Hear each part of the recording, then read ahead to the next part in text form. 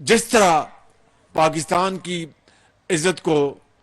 عمران نیازی نے خاک میں ملایا، خانہ کعبہ کے ماڈل کی جو گھڑی تھی، اب بتائیے، تحفہ تو تحفہ ہوتا ہے، اور وہ تحفہ اگر وزیر اعظم پاکستان کو ملتا ہے تو وہ وزیر اعظم کو نہیں، وہ 22 کروڑ عوام کو ملتا ہے، آپ خان صاحبان کو ملتا ہے، پنجاب کے عوام کو ملتا ہے، سندھ کے عوام کو ملتا ہے، بلوچستان کے عوام کو ملتا ہے، قبائلی عوام کو ملتا ہے، یہ آپ کی عزت ہے۔ اور پھر اس سے اوپر خانہ کعبہ کا ماڈل ہو، اس تحفے کو بیچ کر پیسے جیب میں ڈال لینا،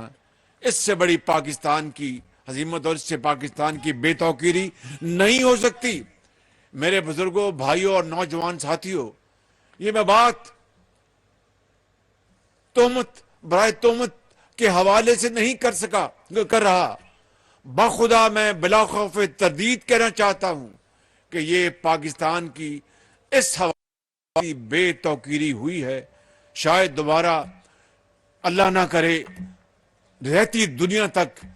کبھی پاکستان کے نام کو اس طرح کوئی اور بیچ سکے۔ آج وہ دوست ممالک کیا کہتے ہوں گے کہ ہم تو ان کو تحفے، نبی کریم صلی اللہ علیہ وسلم کی یہ حدیث ہے، مولانا صاحب آپ کو بہتر طور پر بتائیں گے کہ آپ تحفے تحائف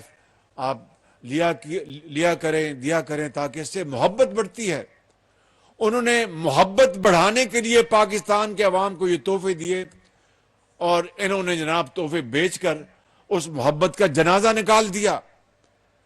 تو پھر اگر یہ سوچ تھی تو یہ منصوبے پھر کیوں نہ بند ہوتے؟ دن رات دشنام تراشی، الزام تراشی،